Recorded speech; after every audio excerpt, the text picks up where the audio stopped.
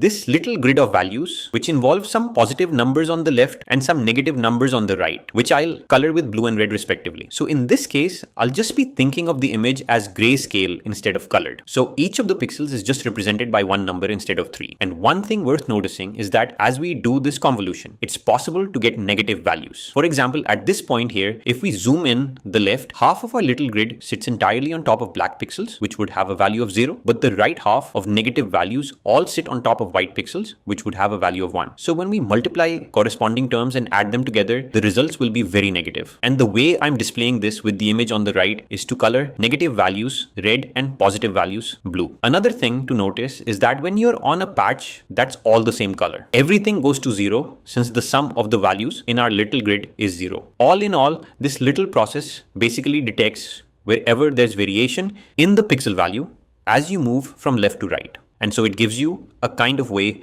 to pick up on all the vertical edges from your image.